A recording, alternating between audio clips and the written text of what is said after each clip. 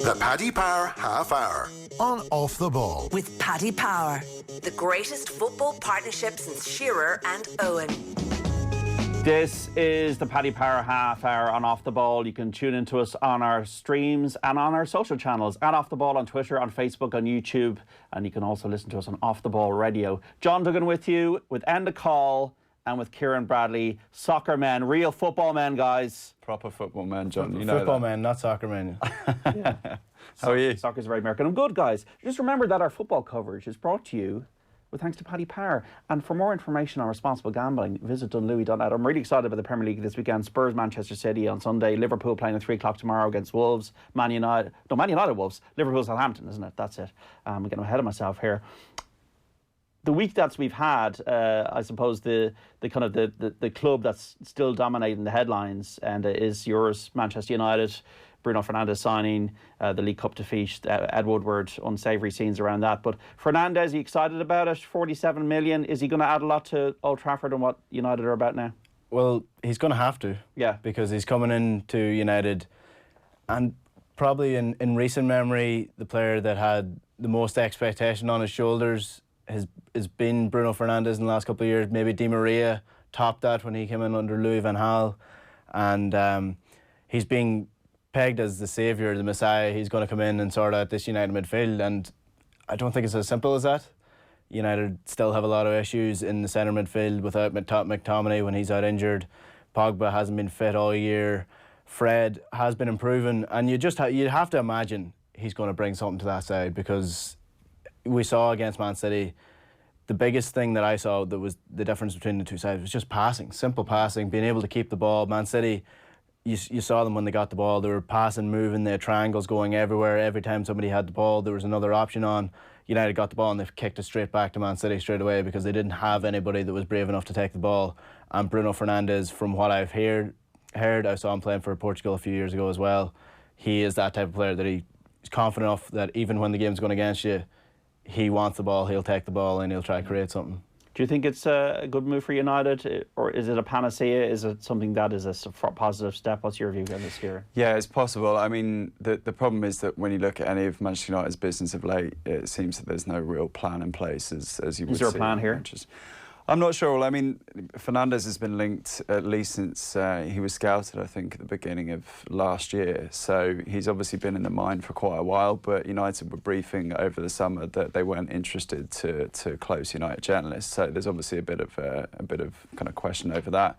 But I think in terms of what he brings to the side, I think it's actually a very good signing from, look, admittedly, I don't think any of us have seen an enormous amount of him, but he's got a great passing range. Oftentimes United's movement off the ball can be a little bit questionable, but oftentimes it's actually very good, and it just requires someone who's able to break the lines a little bit.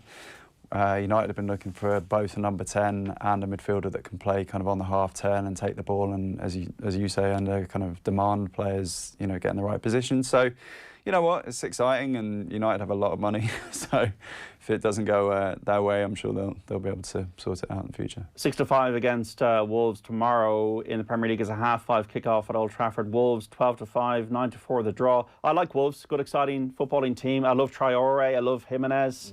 Could be exciting tomorrow. Yeah, they've caused United a lot of trouble in the past. It's been a very good game, the last couple of games between United and Wolves. They went head-to-head in the FA Cup, it ended in a draw, and then United just pipped them to the post in the replay. So these two sides, and if you look at the record speaks for themselves, how close they are. United are only ahead of them they have one extra win on the table compared to them. Wolves, you'd think, are probably in a better position than most people would imagine they would be when they first came into the Premier League, but they've really cemented themselves as a top 7 side at least, and a side that are looking to make that breakthrough like Tottenham did a few years ago into the top 4. So you don't see Traore or Jimenez looking around to leave? I don't know why they would. It's funny because as a Manchester United fan, I would absolutely love United to sign Jimenez. I think he's a fantastic striker that offers so much. He can hold up the ball, he's great in the air, he's really powerful, great finisher. But I mean, for the moment, obviously with the Mendes ties, both of them are, I believe, are Mendes clients, Traore perhaps not. but they've got a project going there, and it's all going in the right direction. I mean, I was thinking, actually, I was watching the Liverpool game the other night, and Pedro Neto is an unbelievable player. I actually think that'll be an interesting little battle down United's left and Wolves' right, taking on Brandon Williams and or Luke Shaw, depending on who's there. He's a fantastic little player too. So they've got a great deal of options. Even Morgan Gibbs-White, the young lad coming through, every time I see him, there's a lot of kind of young English talents that are technically adept, and he's another one in that mode. So they've got a lot of options. As for Traore as well, I think there's only probably 2 coaches in the world that are going to develop him any further than Nuno has, and that's Klopp or Pep. Yeah. So that's his. That's Is he his good step enough? up. I think he's definitely good enough. He's definitely a player that you think if he goes into a Man City side under Pep Guardiola or a Liverpool side under Klopp, he's going to take that leap up even further, like Raheem Sterling did when he made his move to City. I know it took him about a year to adapt to Pep Guardiola's style, but now look at him. Yeah. Pep has coached him in such a way that he knows what his strengths are, knows that he's not going to be great getting. He's not great on one-on-ones. He doesn't have the best shooting, but he knows that if he gets into the right position, he has an easy tap-in, and that's what Pep has brought to his game. So you'd have to think that Adama Traore would do that as well. And it's funny because it's kind of the balance of Traore playing for Liverpool. You can see almost tomorrow happening because he just perfectly suits that kind of style. But from what I've heard about Traore in the past is that he requires a great deal of coaching. I mean, Pulis told that story of when he was at Borough, yeah. So he had him on one side of the pitch in one half so that Pulis could coach him from the sideline, and when it would be the second half, he'd switch him to the other side so he could kind of coach him along. So it'll be really interesting to see where he goes. It's the Paddy Power half hour here on Off the Ball. And it's transfer deadline day, 11 o'clock tonight. Aidan McGeady's got a Charlton. Can you believe it? From Sunderland on loan. Also, Cedric Suarez to Arsenal on loan from Southampton. Cedric Suarez for Arsenal. It's a good signing. Yeah. Good. It's an interesting one. He's a really good right back, but so is Hector Bellerin. So you have to kind of. It's hard to see where he's going to fit into the first team unless Mikel Arteta plans on playing a 3 at the back with Suarez in the centre of that, as opposed to on the right wing. So it's more of a cementing places on the bench and getting a stronger squad in place for me. I think he's actually the perfect kind of style of signing for Arsenal to be getting here. He's 28, he's coming from a team lower in the Premier League. He's going to kind of think, you know what, I'm going to have to play up to be playing at right back for Arsenal here. Bellerin's obviously had a good deal of injury problems over the last 18 months or so they'll be looking for a pretty solid professional, and I think they've done a really good bit of business there. I'm actually very impressed. Yeah, it seems like Ryan Bennett's on his way to Leicester from Wolves, also on transfer deadline day. Atletico Madrid re-signing Yannick Carrasco, the Belgian winger from the Chinese side, Dalian Yifang, if I'm pronouncing that correctly. So McGeady didn't really seem to work out with him and Phil Parkinson of late at Sunderland. But Charlton, Lee Bowyer is actually, I never thought Lee Bowyer would be a manager, but he's proved himself, and Aidan McGeady might do a job there. He's a big fan of the Irish players because he was linked with Troy Parrott and Adam Ida as well in this transfer window, so he obviously fancies McGeady as a professional. I thought Aidan McGeady came out quite well in the Sunderland Till I Die documentary. Like he Really? He was there. He was just like, why would I leave? Like I'm here for so many years. I've gone down with this club, but Aidan McGeady is one of those players that he'll always be that mercurial kind of winger who. He can turn it on like that, but sometimes he just doesn't turn up. And Paddy McCourt. Like Paddy McCourt, you know, if you want to throw in a rugby reference, like Finn Russell for Scotland, like he's a phenomenal player when he turns it on, but he just doesn't turn it on often enough. And it's a good move for him at the end of his career to get that step up back into the Championship. Well, neither Finn Russell nor Aidan McGeady will be at the Aviva Stadium tomorrow. But we will be here for Off the Ball for Scotland Ireland. Just letting you know about ACCA Insurance on the Paddy Power half hour. Money back is a free bet if one leg of your fourfold same game multi lets you down. So terms and conditions applying to top Irish, UK, Euro and Senior International football. A max free bet of €10 per day. Terms and conditions apply. I'm looking at the odds here, guys. The early game tomorrow, 12:30, Leicester against Chelsea, third against fourth. Leicester 7-5. The draw 5-2. Chelsea 17-10. Both clubs are trending a little bit down at the moment. You those poor defeats for Leicester against Burnley and Southampton. Then, like that was a bit of a kick in the teeth losing to Villa during the week for them. A cup final on the offing, yeah. Especially under Brendan Rodgers when they're fighting for top four. And top four is nice. It's great to get it, but for a player, even for him to build over the next couple of years, just getting that first piece of silverware could have acted as sort of a sliding doors moment for that club to take another step up and actually be a club that's fighting for the Premier League title again. They are missing Jamie Vardy a little bit. He isn't 100% fit for this game as well. Might make an appearance off the bench, but he hasn't scored in January either. So they're missing his run of form. I thought Barnes has been quite good for Leicester over the last couple of weeks, and Jose Perez has popped up as well. So they have a couple of players who can get you those goals. And in this game where Chelsea might not have Tammy Abraham, it's probably the perfect opportunity for Leicester to get more points on the board, to be honest. Yeah, it's also looking like Wilfred Ndidi will be back for Leicester, which is a big thing for Leicester because obviously Chowdhury is a very good player, very good young player, and kind of there was talk of him maybe making a burst for the England team, England squad for the Euros, but he struggled a little bit the last few weeks. So that's huge. I think there'll be goals in this game. I really do think that because it's been a bit helter-skelter. Leicester's home form is very good. Chelsea's away form generally is very good, although they are inconsistent. I did back them to lose against Newcastle a few weeks ago, and they have it in them still. There's a little bit of kind of fragility there. Yeah, the fragility, like Leicester, I think conceded I'm just looking at the stats here. 11 goals in their opening 17 games, now 13 in their last 7. And Chelsea have conceded 11 in the last 15 minutes, a joint equal with Villa. So there is a degree of porousness when we're talking about these two teams. Has Frank Lampard done if you're a Chelsea fan, has Frank Lampard done a good job? If you know, I know that there's a focus on at the moment on Solskjaer United, but would people be happy with Lampard? I think in general they are, because they knew they were going to be shoestrapped into this. But I suppose what people don't really realise is how good those Chelsea players were. Like, there's a reason clubs wanted to get those Chelsea players on loan in the first place, and when they brought them back, they really do have a good squad there of young players who are going to be great going forward. I think now Ruben Loftus-Cheek is coming back. He was back in training during the week. Once they get him, they're going to be a seriously dangerous outfit again. At the back, they are lax, and Frank Lampard has highlighted that as one of the issues. And he said, I think after the game against Newcastle, he said, I'm just sick of them not paying attention for the whole game, and that is a big issue for them. One of the issues I've found with him recent has been Kepa and goals. He hasn't been strong enough.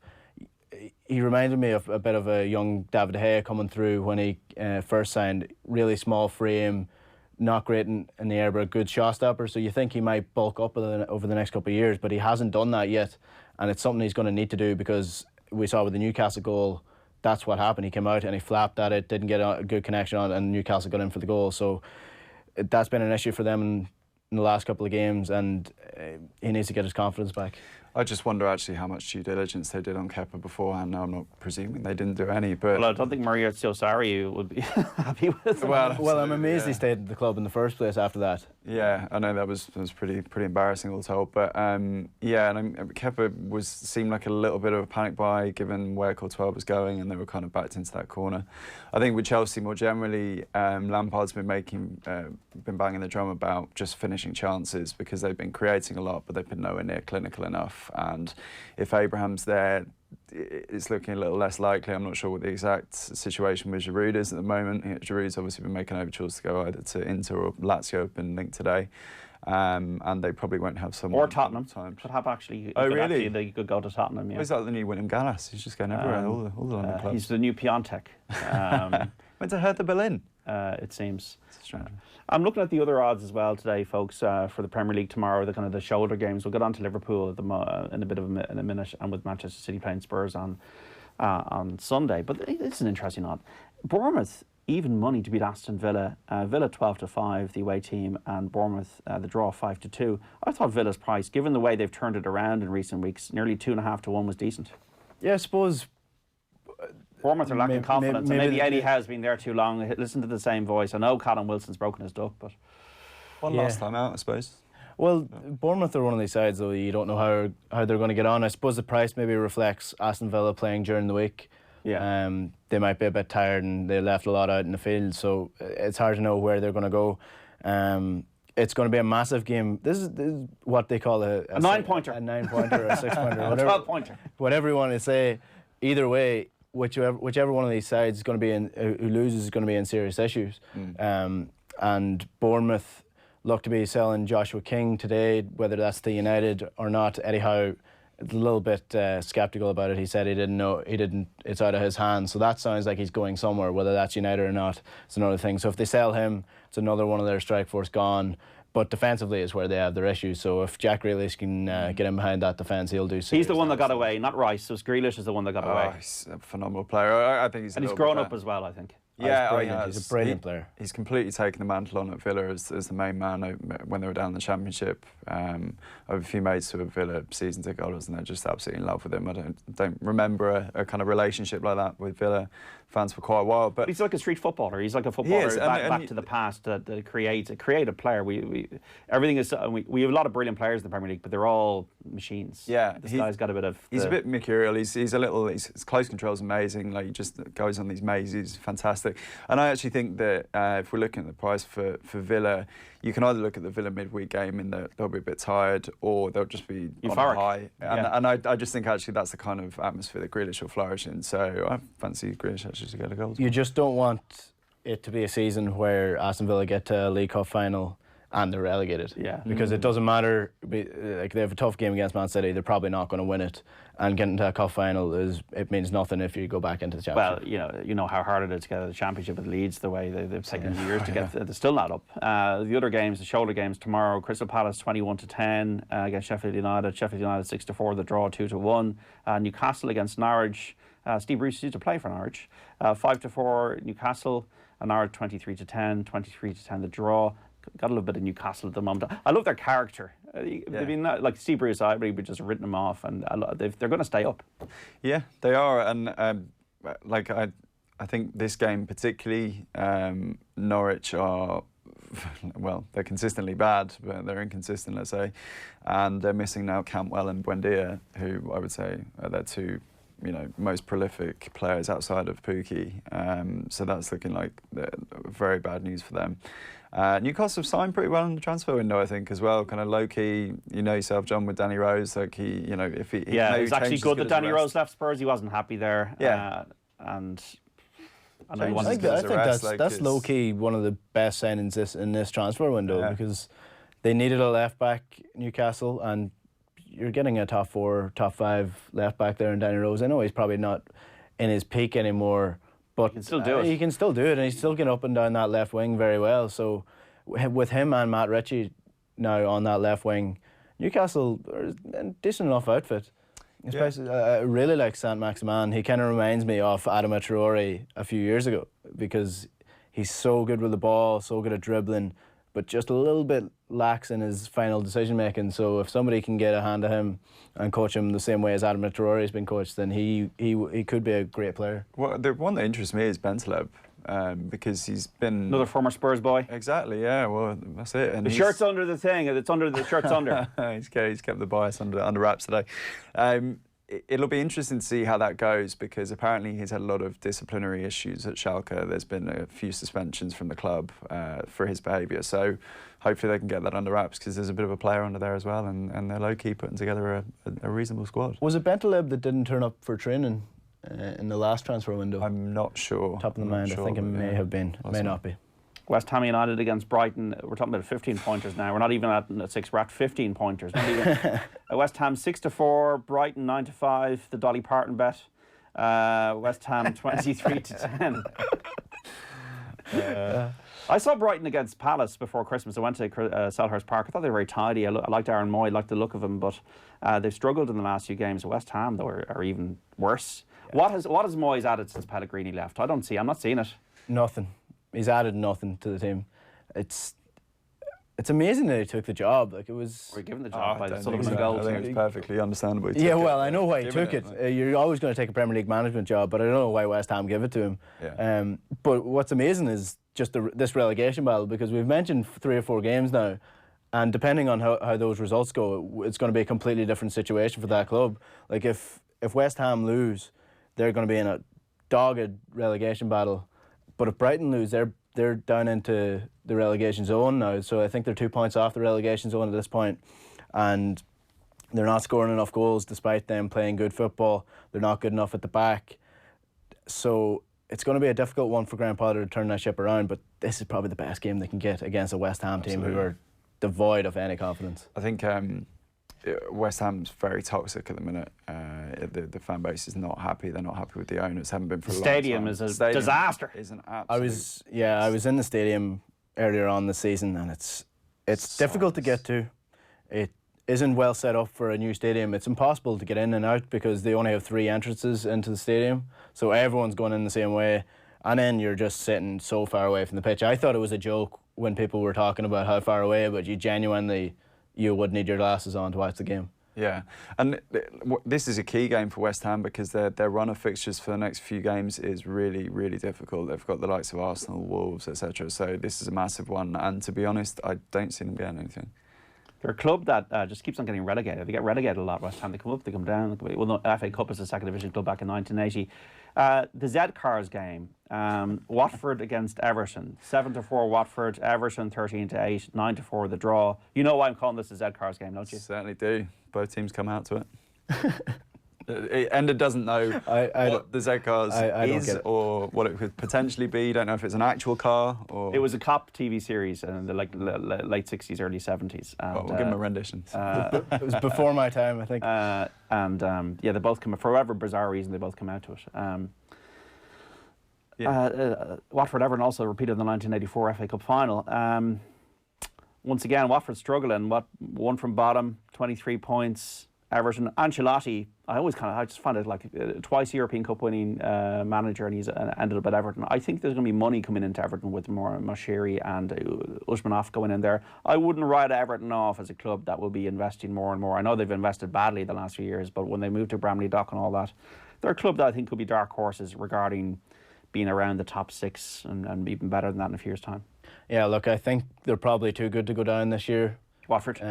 Watford have really improved in the last couple of weeks. They're scoring goals again, which is good. Troy Deeney. Again, like Everton, I think their squad is too good to get relegated. They were in a European spot last year, or almost there. So I think they're going to have enough to stay up. This looks like a game that it's probably going to have goals. Whether it's going to end up in a Watford win or Everton win, I don't think it's probably going to go for a draw in this one, I would say.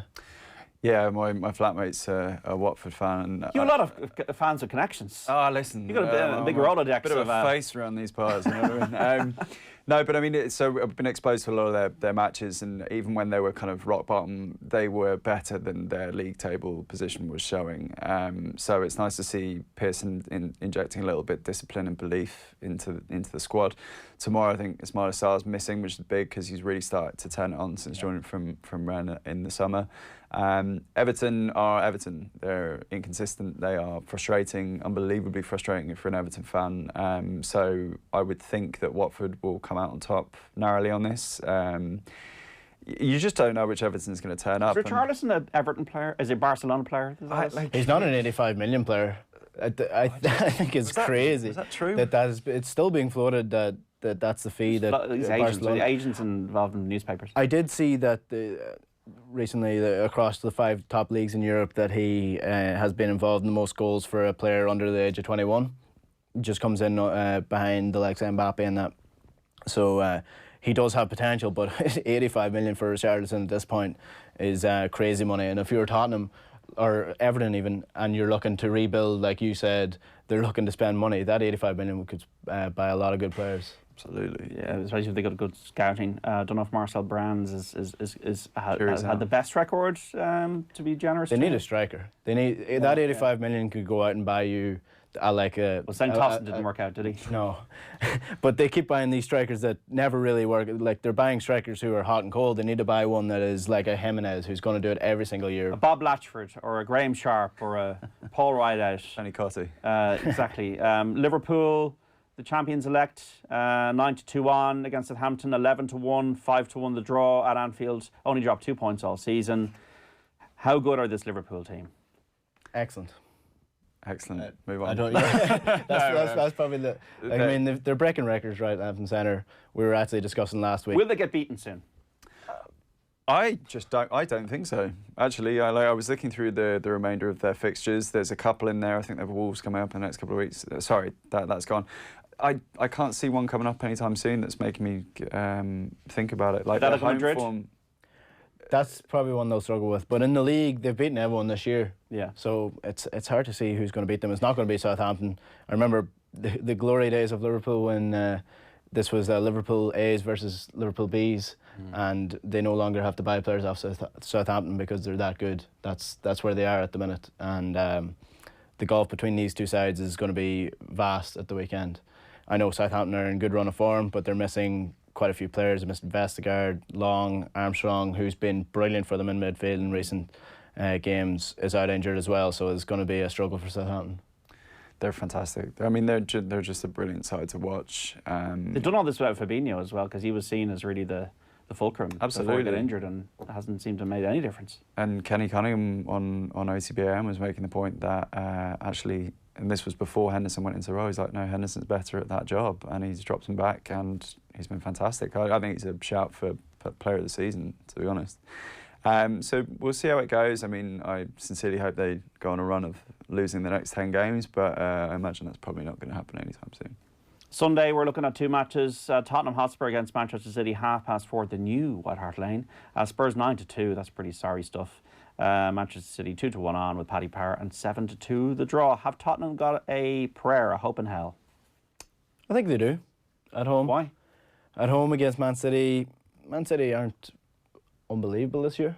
Going into this game, it ties into the Liverpool game. Going into this game against Tottenham, they could be 21 points behind Liverpool. So they don't have a league to fight for at this stage. And Tottenham, who need to get those wins in to try get up to Champions League place, they need a win here. And it's going to be interesting to see now if anything changes now that Eriksen, once that saga is done, dusted out of the way. Let's see how the new transfers come in and get on. Lo Celso has signed a new deal to keep him permanent at the club. So Bergwijn's joined from PSV. He was linked with Manchester United a lot over the last 18 months, so I kind of had a little look at him. I just wonder whether it's exactly what they need at the moment. The talk, obviously, over the transfer window was some form of replacement for Harry Kane. I mean, that frustrates Ireland fans. They need a defender, I think, a left back as well, and a right back. They certainly do now. Like both the wing back positions that really like Aurier, Mourinho has kind of got fond of Aurier, but he's always capable of a real headless decision in a match. Also, Ben Davies has been injured. And who's going to be that creative spark that after Eriksen going? Maybe Lo Celso will be the guy. I don't know. Manchester City, though, I know they lost the other night, but they were decent at times, and against Villa they were amazing. I still think they're capable of really turning it on. You know? I've no doubt that they are one of the best clubs in Europe at the minute. They've just been a victim of how good Liverpool have been this year. And also as a sloppy defence, like with this Fernandinho thing. If you lose Emerick Laporte and don't have a replacement ready to go, it's going to be you're going to struggle with unlimited money. It is insane. It's probably the one blind spot they've had, but I mean they were linked with Kala Soyuncu from Leicester. They decided against it. I think the fact is in the summer they're going to be going big for maybe two centre halves. Because Otamendi is out of the club and there's questions over John Stones, so that we might see a very different defence next season. Arsenal 10-11, so they're odds on against Burnley. The draw 5-2, 11-4 for Burnley, who've had a couple of good results recently. How do you see that going, lads? Arsenal could struggle here with Burnley's aerial dominance.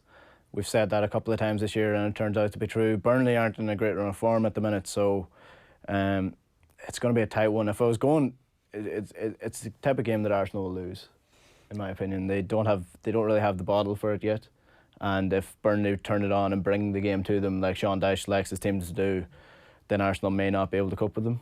I'll go score draw. I think Burnley will cause problems for them, but I can't see them getting a win. They're not great. Just give you some special odds on Paddy Power before we finish up here. Bruno Fernandes to get injured before appearing for Manchester United, 16-1. Richarlison to leave Everton for a fee higher than 100 million. Enda calls told you it's not going to happen. 10-1 in this window, but 9-4 in the future. And the future can deliver strange things. Man United to score from a set piece is 10-1 against Wolves. That's not going to happen. Yeah. Well, it might happen now that Bruno Fernandes is there, but if Fred's still on them, it's not going to happen. Oh, that was so frustrating. So God. frustrating. So the bet of the weekend, guys, is The weekend, I'm going to go set with piece. an Aston Villa win an Aston Villa win at at Bournemouth. 12-5 for Villa. I will go Leicester to beat Chelsea, both teams to 7-5, and we'll probably have a little bit of enhanced odds on that with Paddy Power. This has been the Paddy Power Half Hour. Hope you've enjoyed it on our social channels at Off the Ball on Twitter. Remember also football between 1 and 5 on Off the Ball tomorrow. And our football coverage brought to you thanks to Paddy Power. For information on responsible gambling, visit dunlewy.net. The Paddy Power Half Hour back next Friday from midday. The Paddy Power Half Hour on Off the Ball. With Paddy Power, the greatest football partnership since Jeff and Heskey.